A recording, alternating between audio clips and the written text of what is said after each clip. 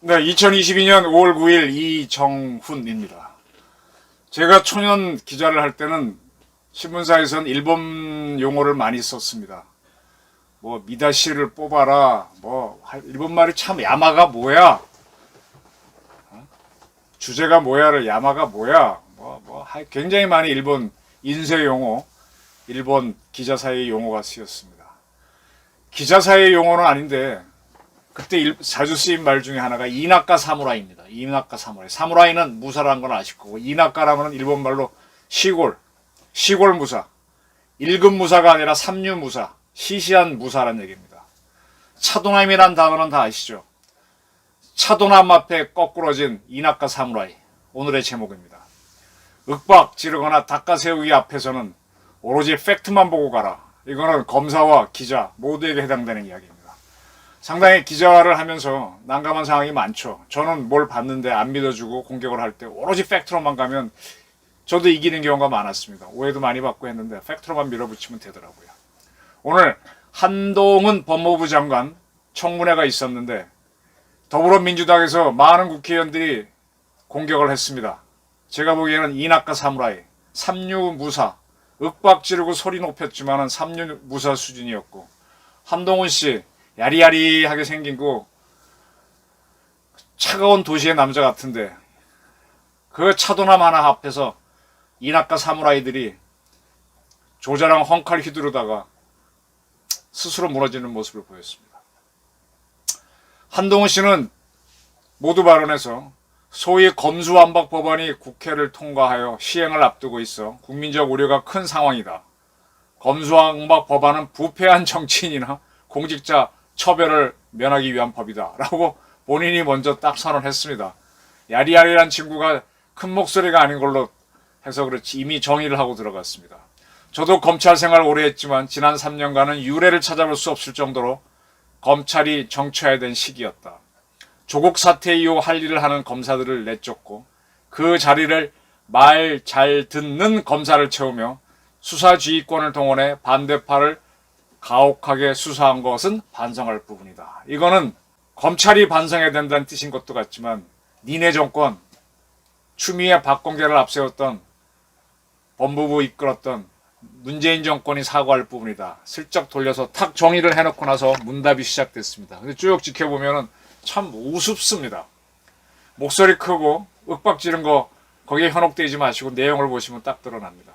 박주민 의원 상당히 민주당이 실세죠.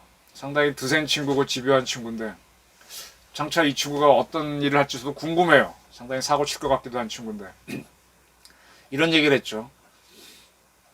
실제로 통과된 검찰청법 개정안과 형사소송법 개정안은 검수완박법이 아니다. 그리고 한동훈 후보자가 이 법안 통과시키려고 한 거를 야반도주라고 표현한 것은 사과할 필요가 있다. 그러니까 제발이 저린 도둑 같은 말들을 했는데 거기에 대해서는 한동훈 씨가 나설 것도 없이 국힘당 유상범 의원이 아니 니네 민주당의 이수지 의원 여성 판사 출신이죠. 이수진 의원이 한 포럼 제목이 검수완박 필요성이 아니었느냐. 검수완박 표현은 민주당 니네가 썼다라고 해버렸고 동아일보 출신의 조수진 국힘당 의원은 검수완박법은 검찰청을 사실상 폐지한 것과 다름없다. 연산군이 자기 비리를 숨기려고 사원부 폐지한 것과 뭐가 다르냐라 그랬습니다. 그러면서 딱 부러지 조수진 씨 그 전에 채널에서 같이 이렇게 해보면은 탁탁탁 이렇게 부러지게 이야기하는 친구인데 검수완박 날치기 처리 과정은 이승만 정권 때의 4.4.5 개헌 이래 최악의 꼼수들이 난무했다고 그랬습니다. 그리고 민영배 의원이 민주당을 위장 탈당한 거는 국회판 위장전입니다. 짬짬이다. 발췌기원을 한번 설명을 드릴게요. 아니 4.4.5 개헌은 설명을 드릴게요. 이거 뭐 나이 드신 분들은 아실 텐데 젊은 분들은 잘 모를 겁니다. 우리 반올림 하죠. 그죠? 6부터는 10으로 보고 아니 5부터는 10으로 보고 4부터는 이걸로 보는데 그 중간은 어떻게 보느냐 그 문제입니다. 네. 이제 대한민국은 1948년 처음 정부를 만듭니다. 그때 대통령 임기를 4년으로 했는데 그 대통령은 국회에서 간접 선거로 국회의원들이 뽑게 했어요. 그때 이승만 당선이 됐죠. 근데 이분은 국정을 운영하지 못해요. 지금 프랑스 뭐라 그럴까? 외교하고 국방만 하는 겁니다. 그래서 실세가 아니었는데 1950년 6.25 전쟁이 일어나니까 자기가 군통수권자, 외교권 이거 할 수 있잖아요. 그걸 갖고 전쟁을 지휘하면서 2년 동안 이제 현란하게 외교수를 선보이죠. 그 다음에 독도를 지키고 하는 놀라운 외교수를 선보입니다. 근데 이 이승만 박사는 미국에서 왔기 때문에 국내 기반이 없어요. 국내 기반은 누가 갖고 있느냐? 동아일보 창업자이기도 한 인천 김성수가 만들었던 한민당이 다수입니다. 한민당이 다수입니다. 근데 한민당은 처음에는 이제 이승만 박사하고 같은 노선을 갔지만 이제 둘이 이렇게 서로 멀어지게 됩니다. 그래서 국회를 차지한 한민당 계열에서는 자기네가 이제 차기 후보를 내고 싶은데 이승만 대통령은 전쟁 때 워낙 잘해갖고 인기가 높았거든요. 그러니까 국회 간선으로 하지만 국민투표로 하자. 직접 직선을 하자 그럽니다. 그래서 그게 이제 1952년도에 직선제로 하자는 개헌을 통과시킵니다.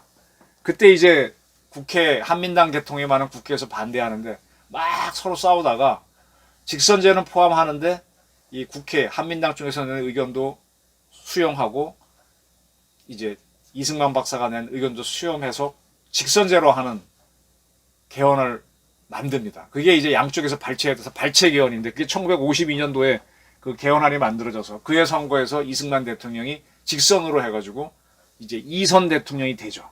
그때부터 이 사람은 한민당에 맞서기 위해서 이제 북한에서 내려온 서북청년단 뭐 이런들을 동원해갖고 자유당을 만들어갖고 이제 자기 정치 세력을 만드는 거죠. 한민당을 자꾸 닥치니까. 그때부터 한민당이 지금 DJ, YS, 그 다음에 지금 문재인까지 이어지는 이런 민주당의 원뿌리가 됩니다. 사실은 민주당은 굉장히 보수파인데 이 주사파들이 들어오면서 불구죽축한 당이 돼버렸죠. 자, 그렇게 해서 이제 52년 선거가 되고 난 다음에 그때까지만 해도 대통령은 두 번 8년밖에 못하게 돼 있었습니다. 근데 56년이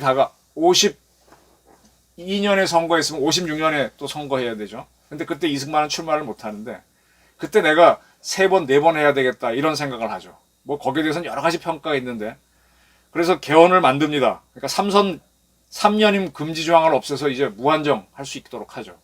그걸 내세우니까 반대가 엄청 많습니다. 이걸 이제 국회에서 개헌을 결정하는데 딱 해서 보니까 3분의 2가 찬성이 나왔는데 3분의 1이 찬성이 안 나와요. 그때 나온 기록을 보게 되면 102명이 해가지고 찬성 135, 반대 60, 기권 7. 그래서 여기서는 136표가 나와야 개헌이 되는데 135 하나가 부족했습니다. 그래서 일단은 그게 국회 그 사회를 본 부의장은 개헌안 부결을 그랬는데 자유당에서 그 다음날 가만히 계산해 보니까 3분의 2를 계산하니까 135.333입니다. 그럼 반올림 하게 되면 333은 반내림이 되죠. 135명, 135표만 나오면 개헌이 된 거다라고 주장을 해서 이걸 밀어붙여서 445, 이게 반올림이 445입이잖아요. 4까지는 버리고 5는 올리고요. 그래서 개헌이 통과돼갖고 이승만 대통령이 3년임을 합니다. 그러다가 이제 4.19로 날아가게 되는 거죠. 이 발췌 4.452 개헌에 대해서는 민주주의를 확산한 사건이 맞습니다. 근데 한편으로는 이때 대한민국이 이승만 말고는 정치를 일끌 만한 또 국제정치를 일끌 만한 사람이 없었기 때문에 정치적으로는 필요했고 민주주의는 위반했다. 그런 비판이 있는 거죠. 어쨌든 이렇게 해서 이승만은 4.19로 무너질 때까지 대한민국을 이끌었습니다. 그리고 이제 박정희로 넘어가면서 이제 경제 개발을 하면서 우리가 외교적으로 일단 안보적으로 안정을 찾고 이렇게 가는 구도를 만드는데 이거는 민주주의를 위반한 아주 유명한 사건인데 4.452 개헌 이후 최대의 꼼수다라고 그랬습니다.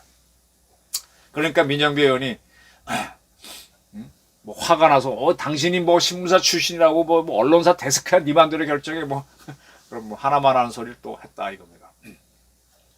그리고 이제 설전이 직접 한동훈 의원을 상대로 이제 질문들이 나왔는데 김남국 의원, 박주민 의원과 더불어 참 정청래, 안민석 의원을 잇는 그런 또 다른 색깔이지만 하여간 참 좀 저는 그렇게 봅니다. 자, 한동훈 후보의 딸이 논문 작성할 때 외부 조력 받은 거 아니냐라고 하니까 그건 논문 아니다. 아티클. 논문이라고 하는 건요. 저도 씁니다. 논문이라고 하는 건 어디에 내기 위해서 하는 거죠. 학회지에 내거나 어디 내거나 뭐 발표를 하거나. 근데 이거는 학생 때 석사학위 받거나 박사학위 할 때 숱하게 써보는 그런 논문들을 논문 형식이더라도 그건 뭐 발표 안 하는 거 습작이지 않습니까? 습작을 논문이라 그러면 더군다나 논문하기 전에 아티클 뭐 페이퍼 많이 써보잖아요. 그걸 논문이라 그러면 웃기죠. 고등학생이 뭔 논문을 써요.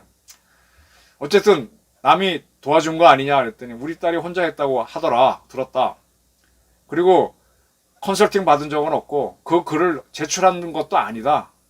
이런 게 쌓이면 나중에 이렇게 해봤다는 스펙은 될 수 있을지 모르지만 현재로서는 입시에 사용할 계획도 없고 지금 아마 이 딸이 2학년으로 알고 있거든요. 없다. 그리고 민영배 의원이 조국 수사에 관여했으니 사과해라 그랬더니 사건 당사자 조국 씨죠. 그러니까 음모론을 펴고 여론을 동원해 수사팀을 공격하는 상황에서 집중적인 수사를 한 거는 할 수밖에 없었다. 왜냐하면 우리가 비난받으니까 검찰이. 그렇지만 사과할 뜻은 없다. 사과할 사안도 아니다. 왜? 지금 한동훈 씨에 따른 조국 씨 문제는 그 누구누구가 개입해서 뭐 이런 증명서들을 위조해서 그걸 갖고 상급학교에 진학했잖아요. 근데 아직 한동훈 씨는 그런 사실은 없잖아요. 위조하고 위조 안 한 거는 다른 겁니다. 그러니까 사과할 게 없죠, 사실은 조국 건에 대해서는. 그리고 이런 얘기합니다. 과거 민주화 운동에서 민간인 고민하신 분들이 계셨는데 그런 일이 있다고 우리 사회는 민주화 운동 세력을 폄하하지 않는다는 얘기를 했습니다. 참 뼈아픈, 뼈 때리는 얘기를 했습니다. 그리고 또 그런 얘기도 했어요. 민주당이 조국 씨에 대해서 니들이 사과하지 않았느냐라고도 했습니다. 왜 사과했죠? 분명히 박지원 민주당 비상대책위원장이 조국 정경심은 사과해야 된다라고 하니까 조국이 몇백 번이라도 사과할 것이라고 아주 최근에 있었죠. 아주 최근에 있었죠. 그리고 이제 이 유명한 사건인데 유시민 씨, 그 다음에 윤호중 씨, 민주당의 그 유명한 윤호중 씨가 서울대학교 다닐 때 다른 대학교 학생들을 서울대학교에 침투한 기관원 프락치로 오인해가지고 사적인 고문을 한 사건이 있어요. 84년. 나중에 유시민 씨가 노무현 정부에서 장관이 될 때 그때 고문당했던 사람들이 나와서 유시민 네가 무슨 인권운동가냐고 나 억울하다 나온 적이 있었죠. 이게 서울대 프락치 사건입니다. 민주화 운동한다는 자들이 사적인 고문을 한 사실이 있습니다. 그 윤호중은 지금 민주당 대표인가? 비상대책위원이 그렇잖아요. 그걸 툭 쏜 거예요. 아주 강하게 쏘지도 않았습니다. 이거 하나로 그냥 끝나는 겁니다.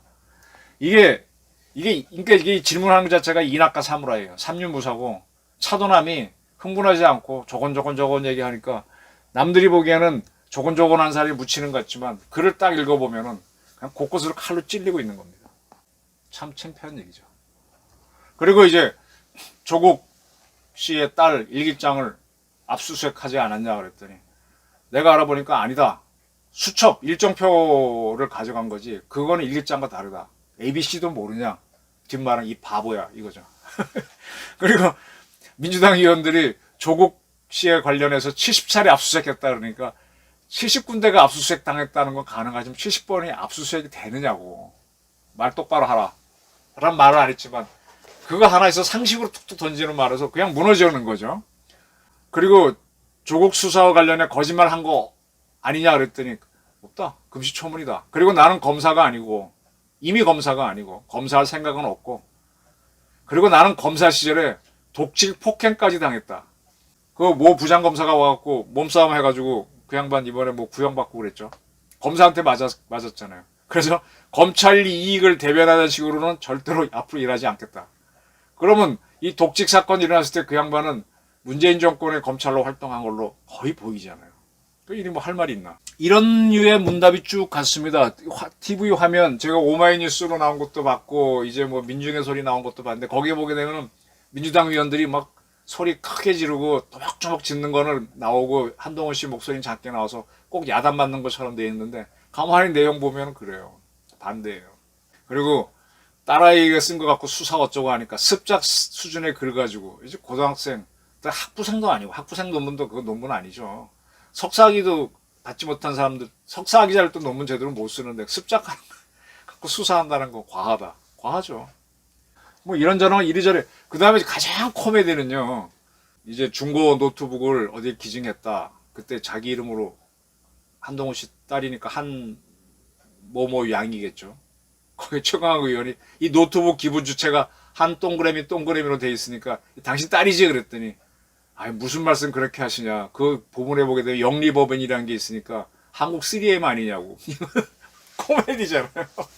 코미디잖아요. 최강욱. 최강욱 이 친구도 웃기는 사람입니다. 이 친구 군에 있을 때도 군 검찰을 하는 거 보게 되면 정말 웃기는 친구인데 아주 제대로 한방 이낙가 사무라이 솜씨를 보여줬고 차도남한테 날아갔습니다. 이런 식으로 저 하나 배워내지 못하고 지분하다가 지기 스스로 이렇게 팩트에서 밀려버리니까. 그리고 근데 나름대로 이제 한동훈 씨가 불리한 건 있었던 건 맞아요. 그러니까 거기서는 또 얼른 자기도 시인을 하고 그리고 근데 그거 자체가 아직 범죄 행위는 아니니까 앞으로 제 딸이 운이 좋고 혜택 받은 것은 맞다. 따라서 사회에 평생 봉사하도록 하겠다. 이런 식으로 답변해버리니까 끝나버리는 거죠. 자, 저는 오늘 한동훈 청문회를 한마디로 정리하면 이낙가 사무라이가 차도남 우습게 보고 덤볐다가 아니죠. 겁을 내고 덤볐다가 지 스스로 폭망한 사건이다. 그러면 목소리 큰 사람부터 거꾸로 툭툭 걸고 들어가면 민주당 걸릴 사람들은 천지죠.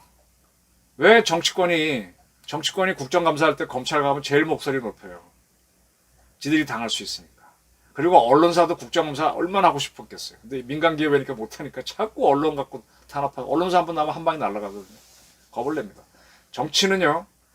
사법기관하고 언론이 거세게 견제해야 됩니다. 지금 대한민국 민주당 저 세력들은 시민단체와 야합하고 이제 4년 전 지방선거에서 워낙 민주당계가 압승해가지고 그 지방단체 단체장들이 자꾸 이 돈 나눠주면서 자기네 친정부성 시민단체 만들어갖고 이게 민주당과 야합해갖고 시민정치하면서 인민민주주의를 밀어붙였잖아요. 이걸 깨지 않으면 대한민국은 민주주의가 죽습니다. 이거는 한동훈 씨가 법무부 장관이 될지 안 될지 모르지만 그 심장부를 푹 찔러 들어갔으면 좋겠습니다. 차도남 화이팅. 이낙가 사무라이 고 홈. 오늘 제 결론입니다. 감사합니다.